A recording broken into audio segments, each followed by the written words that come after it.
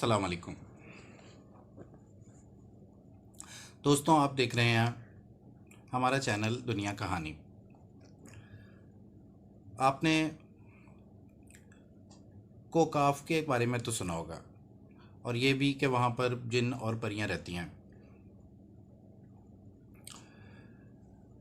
पुराने दौर से हम कोकाफ के बारे में सुनते आ रहे हैं, लेकिन दोस्तों, क्या आप जानते हैं कि दुनिया में 1845 में ऐसी ही एक जगह का पता लगा जिसके बारे में मशहूर हुआ कि वहाँ पर शायद परियां रहती हैं। हुआ यूं कि अमेरिका का एक इलाका है, मैक्सिको अमेरिका का, टेक्सक्लॉ टेक्स टेलेक्सकॉला भी इसको बोला जाता है। ये उस ज़माने की बात है जब स्पेनिश जनरल जनरल पिज़ारो ने अपने एक भतीजे कैप्टन पिज़ारो को मैक्सिको के इलाके टेलाक्सकाला की तरफ भेजा। उस वक़्त यूरोप के अखबारों में अमेरिका के इस इलाके टेलाक्सकाला के बारे में बहुत कुछ लिखा गया, जैसे कि वहाँ पर एक कबीला है जिसके मिल्कियत में ये सारा का सारा इलाका है टेलाक्सकाला का। और आप जानते हैं कि इस इलाके के बारे में मशहूर था, इस कबीले के बारे में मशहूर था कि इस कबीले में कोई मर्द नहीं है, ये सिर्फ़ और सिर्फ औरतों का कबीला था। और ये कि इन औरतों के लंबे कद हैं और इनके बाल इतने लंबे हैं कि इनके पैरों की एड़ियों तक जाते हैं, और इनके रंग इंतहाई सफ़ेद हैं, और वो पत्तों का लिबास बनाकर पहनती हैं। जब इन औरतों के बारे में यूरोप के अखबारों में लिखा गया तो लोग ये कहे बगैर ना रह सके कि वो परियां हैं।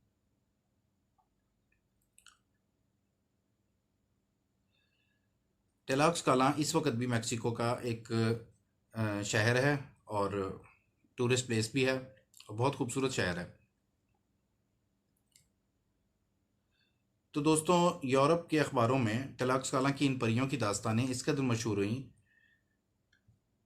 कि लोग उन्हें देखने को बेचैन थे,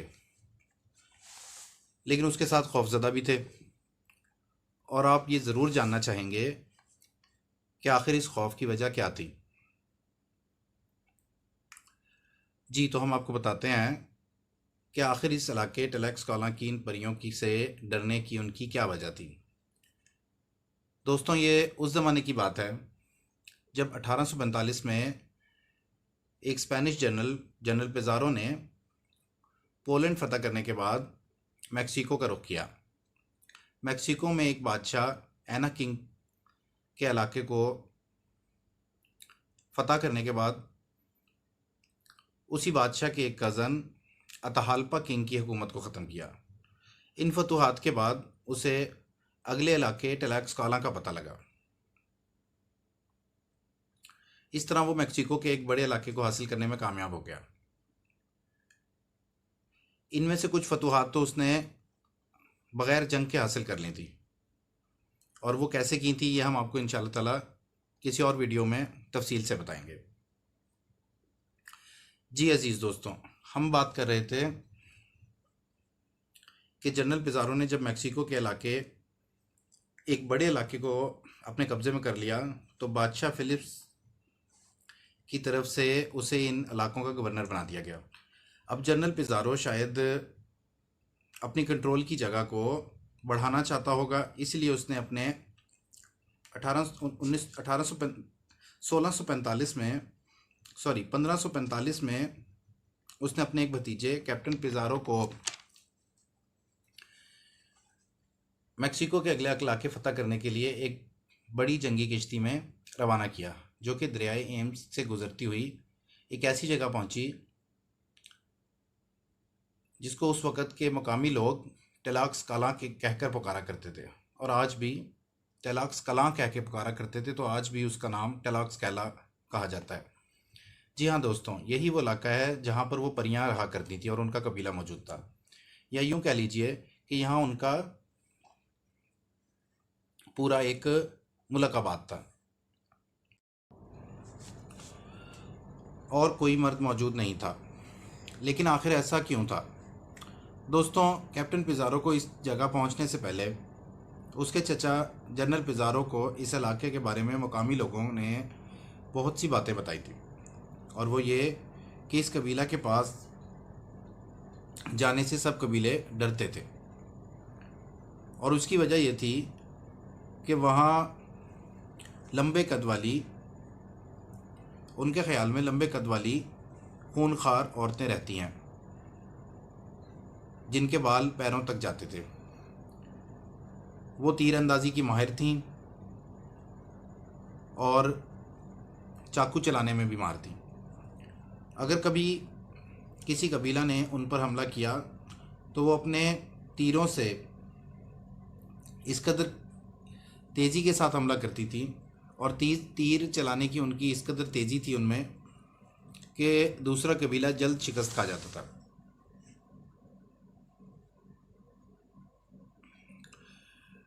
और बहुत तेज़ी के साथ उनके तमाम हरकत और जो उनकी मूवमेंट हुआ करती थी, जंगी मूवमेंट्स, उनमें वो बहुत तेज़ी के साथ अपने तमाम काम सर अंजाम देती थी। और ये भी मशहूर था कि वो मर्दों से ज़्यादा ताकतवर भी हैं। वैसे तो जनरल पिज़ारो ने बाद में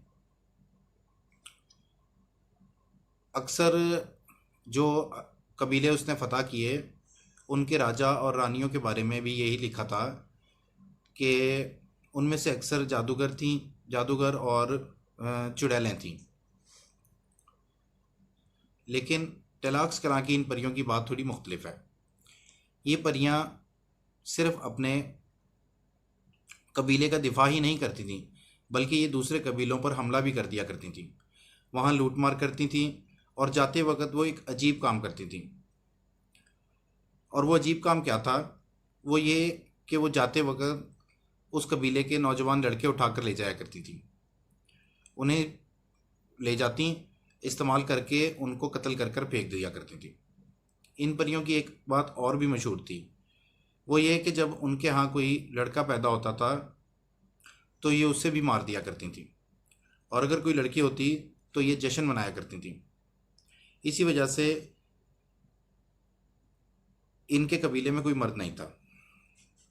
इन परियों की एक रानी भी थी, और तमाम अहकामात उसके हुक्म से ही अंजाम दिया जाते थे।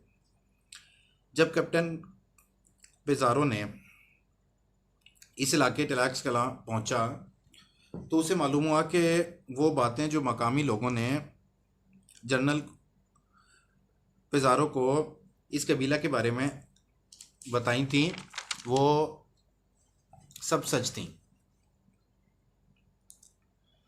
कैप्टन ने अपने सिपाहियों को बहुत मोहतात होकर दरख्तों की आड़ में खड़े होकर बंदूकें चलाने का हुक्म दिया।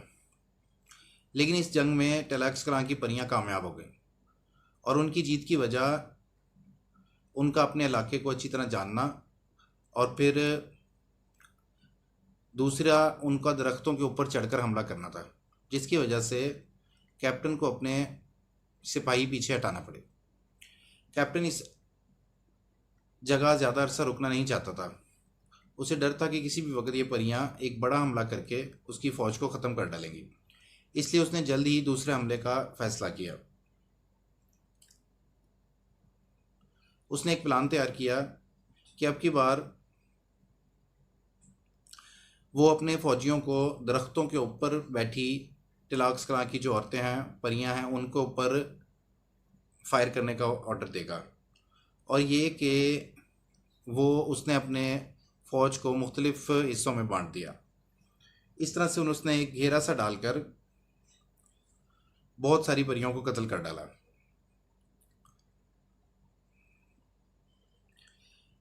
कैप्टन पिज़ारो की ये तरकीब काम कर गई।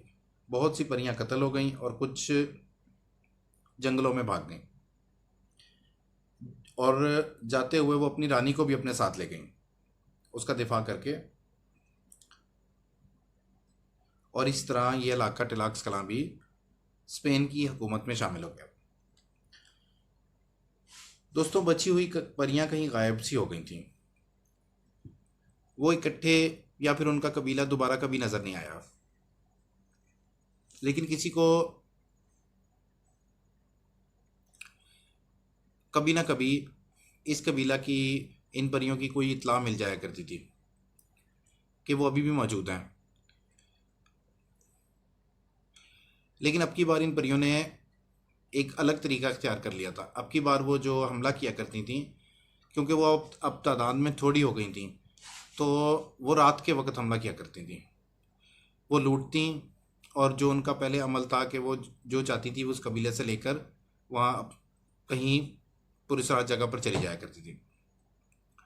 दोस्तों, टेलाक्स कलां जो कि मैक्सिको की एक टूरिस्ट प्लेस और ख़ूबसूरत जगह है, वहाँ ये बात मशहूर है कि शायद वहाँ आज भी वो परियां कहीं मौजूद हैं, क्योंकि हम जानते हैं कि दरियाए अमेज़न के कई इलाकों में आज भी वो रेड इंडियंस के कबीले सदियों से मौजूद हैं, जिनका दुनिया से कोई वास्ता या राब्ता नहीं है। लेकिन टेलाक्स कलां शहर में आखिरी बार जब किसी परी के बारे में सुना गया तो वो वहाँ मशहूर है कि वो 1890 में उसको देखा गया था और फिर वो परी गायब हो गई। ये वही परी है जिसकी तस्वीर कदीम ज़माना की परी की वो तस्वीर है जो उनके म्यूज़ियम्स में मौजूद है। टेलाक्स कलां में ये बात भी मशहूर है कि ये परियां रात के वक्त ज़ाहिर हुआ करती हैं। और आखिरी बात ये मशहूर है कि ये न्यू बॉर्न बेबी पर अब हमला करती हैं और न्यू बॉर्न बेबी को हलाक कर डालती हैं। बहरहाल, हर रूह खुदा से अपना मुकद्दर लेकर दुनिया में आती है, और अगर खुदा ना चाहे तो कोई ताकत किसी को कोई नुकसान नहीं पहुंचा सकती। दोस्तों, हर कहानी सिर्फ दास्तान गोई या कोई वाक़या नहीं होती, उसके अंदर कोई राज, कोई ख़ास बात ज़रूर पोशीदा होती है। इस तारीख़ी कहानी के इन किरदारों से आपने क्या सीखा, ये तो आप ही हमें बताएंगे।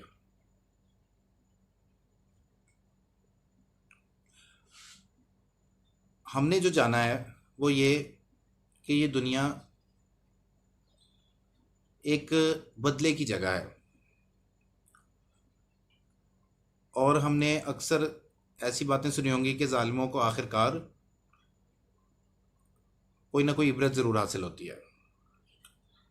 जो जैसा करता है वो वैसा पा लेता है।